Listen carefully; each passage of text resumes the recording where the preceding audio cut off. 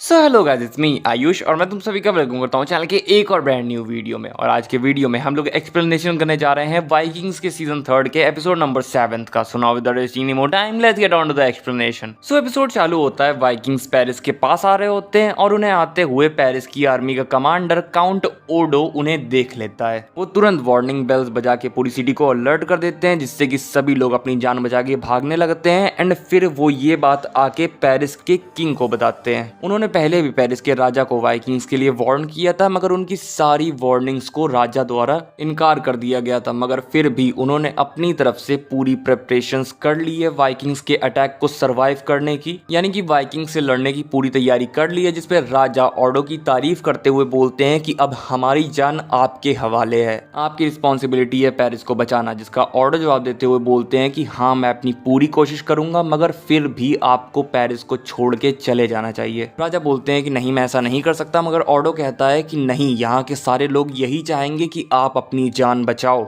जिसके बाद राजा थोड़ा सोचने के लिए एक रूम में जाते हैं, जहाँ उन्हें उनकी बेटी मिलती है, जो कि उन्हें समझाती है कि नहीं, आपको आपके लोगों के साथ ही रहना चाहिए। जिसके बाद वो वापस थ्रोन रूम में आते हैं और कहते हैं कि ये कुछ दिन हमारे लिए हमारी सबसे बड़ी परीक्षा के तौर पे होंगे, जहाँ हमें जिंदा तो रहना ही रहना है, साथ ही साथ हमें हमारे गॉड के ऊपर भी अपना भरोसा कायम रखना है। फिर ऑडो राजा से बोलते हैं कि राजा को अपने भाइयों की मदद मांगनी चाहिए, मगर राजा गुस्से में डिक्लाइन कर देते हैं और बोलते हैं कि ये तो एक इंसल्ट के तौर पे होगा। और बोलते हैं कि अगर उन्होंने वाइकिंग्स को डिफीट कर दिया तो वो साबित कर देंगे कि वो अपने भाइयों से बेटर हैं। इसके बाद सीन शिफ्ट होकर वाइकिंग्स के ऊपर जाता है, जो कि पेरिस के पास आके अपने टेंट वेंट बना रहे होते हैं। और रोलो अपने कुछ वाइकिंग्स साथियों को आगे ले जाके वहां के डिफेंसेस और कैसे सिटी के अंदर घुसे वो चेक करने जाता है। मगर उनके ऊपर तीरों से अटैक होने लगता है, जिसकी वजह से उन्हें वापस मुड़ना पड़ता है। इसके बाद सीन शिफ्ट होकर किंग एग्बर्ट के ऊपर जाता है, जो कि एथेलवुल्फ से पूछते हैं कि अब उसका जूडिथ के साथ रिश्ता कैसा है। जिसपे एथेलवुल्फ बताता है कि वो जो हुआ उसे भूलने की तो काफी कोशिश कर रहा है, मगर वो भूल नहीं पा रहा है। वो जूडिथ को माफ तो करने की पूरी कोशिश कर रहा है, मगर माफ कर नहीं पा रहा है। इसके बाद किंग एग्बर्ट एथेलवुल्फ को बोलते हैं कि वो प्लान कर रहे हैं किंग एला को जान से मारने का और उनकी रियासत नॉर्थ एम्ब्रिया को अपने अंदर मिला लेने का, वेसेक्स के अंदर मिला लेने का। एथेलवुल्फ बोलता है कि किंग एला तो आपके दोस्त हैं। जिसपे किंग एग्बर्ट बोलते हैं कि नहीं, मेरा इस दुनिया में कोई दोस्त नहीं है, और अगर मैं ऐसा नहीं करता हूं तो फिर मैं कैसे पूरे इंग्लैंड का राजा बन पाऊंगा, कैसे मैं राजाओं का राजा ब्रिट वेल्डा बन पाऊंगा। इसके बाद जूडिथ वहां अपने बच्चे एल्फ्रेड को लेके आ जाती है, जिसे देख के किंग एग्बर्ट तो काफी खुश हो जाते हैं, एल्फ्रेड को गोदी ले लेते हैं। मगर एथेलवुल्फ गुस्सा हो जाता है, क्योंकि वो जूडिथ को माफ नहीं कर पा रहा होता है। उसके अनुसार जूडिथ को और सफर करना चाहिए था। पर किंग एग्बर्ट एथेलवुल्फ को शांत कराते हैं और उसे वहां रूम से जाने को बोल देते हैं। इसके बाद वो एल्फ्रेड को वापस जूडिथ को दे देते हैं और जूडिथ को फिर काफी अजीब तरीके से टच करने लगते हैं। इसके बाद सीन शिफ्ट होकर रैग्नार के ऊपर जाता है, जिसके पास फ्लॉकी आता है और रैग्नार फ्लॉकी से बोलता है कि वो एथेल्स्टन को मिस कर रहा है, उसे याद कर रहा है, और अगर एथेल्स्टन यहाँ पे होता तो वो यकीनन यूजफुल साबित होता। जिसपे फ्लॉकी बोलता है कि वेल, तुमने अभी भी एथेल्स्टन का क्रॉस अपने पास रखा हुआ है, इसका मतलब कि एथेल्स्टन अभी भी हमारे आसपास है। इसके बाद सीन शिफ्ट होकर एथेलवुल्फ के ऊपर जाता है, जो कि अपने आप को मार मार के सजा दे रहा होता है, क्योंकि किंग एग्बर्ट ने उससे कहा होता है कि गॉड ने खुद जूडिथ के द्वारा एक स्पेशल बच्चे को पैदा करवाया है, यानी कि जूडिथ की यहाँ पे कोई गलती नहीं है और जूडिथ को हिट नहीं मिलनी चाहिए। जिसकी वजह से एथेलवुल्फ अपने आप को गिल्टी मान के अपने आप को सजा दे रहा होता है कि तभी वहां पे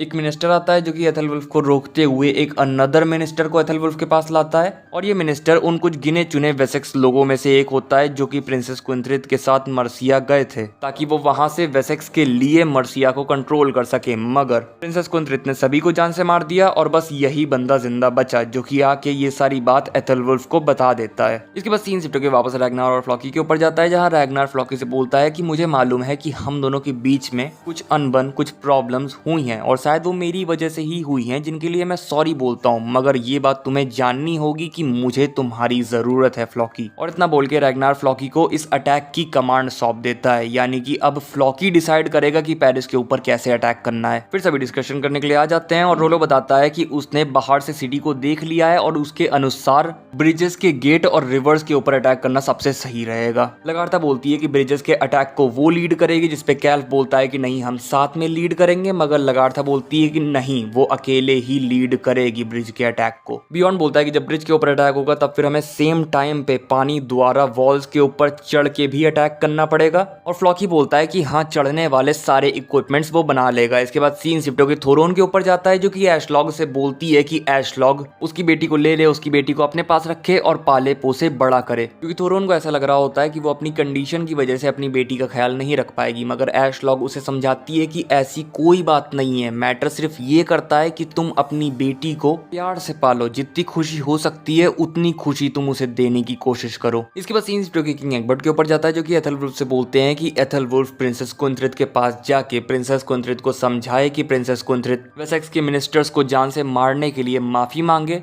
और वापस से डिक्लेयर करे कि मर्सिया किंग एग्बर्ट के अंडर आता है, वेसेक्स के अंडर आता है। और अगर प्रिंसेस कुंथ्रित ऐसा नहीं करती हैं तो किंग एग्बर्ट मर्सिया के ऊपर अटैक करके मर्सिया को पूरा डिस्ट्रॉय कर देंगे। इसके बाद सीन शिफ्ट होकर बियॉन्ड के ऊपर जाता है जो कि टोरवी के पास आके उससे सॉरी बोलता है कि उसने उसके साथ सेक्स कर लिया था, और टोरवी बोलती है कि नहीं ऐसी कोई बात नहीं है और उसने भी अपनी मर्जी से किया था। इसके बाद बियॉन्ड टोरवी को एक ज्वेलरी देता है और वहां से चला जाता है, मगर अर्लैंडर ये देख लेता है और टोरवी के पास आके उस ज्वेलरी को ले लेता है और टोरवी से बोलता है कि तुम इसे डिजर्व नहीं करती। इसके बाद सीन शिफ्ट होकर ऑर्डो के ऊपर जाता है जो कि पेरिस के राजा को बता रहा होता है कि वाइकिंग्स कभी भी अटैक कर सकते हैं, और राजा अपनी बेटी गिस्ला से बोलते हैं कि तुम्हें यहाँ से चले जाना चाहिए, यहाँ पे तुम्हारे लिए सेफ नहीं है। मगर गिस्ला बोलती है कि नहीं, वो अपने लोगों को उनकी मुसीबत के समय में तो छोड़ के नहीं जाएगी। इसके बाद राजा थ्रोन रूम से चले जाते हैं, गिस्ला भी थ्रोन रूम से जा रही होती है, मगर ऑर्डो गिस्ला को रोकता है और बोलता है कि मैंने आपको एक समय पहले प्रपोज किया था पर तब आपने मेरे उस ऑफर को रिजेक्ट कर दिया था, मगर अब यहाँ पे वाइकिंग्स हमारे ऊपर अटैक करने आ गए हैं, तो अगर मैं इन्हें हरा देता हूँ तो क्या आप मेरे ऑफर को एक्सेप्ट करोगी? जिसका गिस्ला जवाब देती है कि हाँ, अगर आप इन वाइकिंग्स को हरा देते हो तो मैं आपके हमेशा कर्ज में रहूंगी। इसके बाद सीन शिफ्ट होकर हेल्गा के ऊपर जाता है जो कि फ्लॉकी के लिए खाना खाने के लिए लाई होती है, क्योंकि फ्लॉकी काफी समय से उन चीजों को बना रहा होता है जिनकी मदद से वाइकिंग्स दीवारों पर चढ़ेंगे। और हम यहाँ देखते हैं कि फ्लॉकी इस पूरे अटैक का कमांडर बन के काफी खुश होता है और उसे लग रहा होता है कि उसने एथेल्स्टन की जान ली है, इस वजह से गॉड उसके ऊपर खुश हो गए हैं और उसके साथ ऐसा हो रहा है। मगर फ्लॉकी काफी ज्यादा अजीब व्यवहार कर रहा होता है जिसकी वजह से हेल्गा फ्लॉकी से डर के भाग जाती है। इसके बाद सीन शिफ्ट होकर किंग एग्बर्ट के ऊपर जाता है जो कि जूडिथ के पास आके उससे बोलते हैं कि जब तक उनके शरीर में सांस है तब तक वो जूडिथ और उसके बच्चे एल्फ्रेड को कुछ भी नहीं होने देंगे, और फिर किंग एग्बर्ट जूडिथ को किस कर लेते हैं। इसके बाद सीन शिफ्ट होकर एथेलवुल्फ के ऊपर जाता है जो कि मर्सिया आ चुका होता है और प्रिंसेस कुंथ्रित से बोलता है कि प्रिंसेस कुंथ्रित पहले तो माफी मांगे और फिर डिक्लेयर करे कि मर्सिया वेसेक्स के अंडर में आता है। मगर प्रिंसेस कुंथ्रित बोलती है कि अरे यार, तुम्हारे पास खुद का दिमाग नहीं है क्या, हमेशा अपने बाप का कहना मानते रहते हो। एंड इसके बाद प्रिंसेस कुंथ्रित एथेलवुल्फ को सेड्यूस करने लगती है, मगर एथेलवुल्फ सेड्यूस नहीं होता और प्रिंसेस कुंथ्रित बोलती है कि तुम इतने दूर से आए होगे, चलो पहले थोड़ा रेस्ट कर लो, इन सारी बातों के बारे में हम बाद में बात करेंगे। इसके बाद अगले सीन में हम देखते हैं कि फ्लॉकी ने अटैक करने के लिए सब कुछ बना लिया होता है। रैग्नार फ्लॉकी से बोलता है कि फ्लॉकी सारी चीजें रेडी हो गई, और फ्लॉकी जवाब देता है कि हाँ, सब कुछ रेडी हो गया है। इसके बाद सीन शिफ्ट होकर एथेलवुल्फ के ऊपर जाता है जो कि सो रहा होता है कि तभी वहां पे प्रिंसेस कुंथ्रित के गार्ड आके उसे अपने साथ उठा के ले जाते हैं। एंड प्रिंसेस कुंथ्रित एथेलवुल्फ को धमकाते हुए उसे अपने बेटे मैग्नस से इंट्रोड्यूस करवाती है,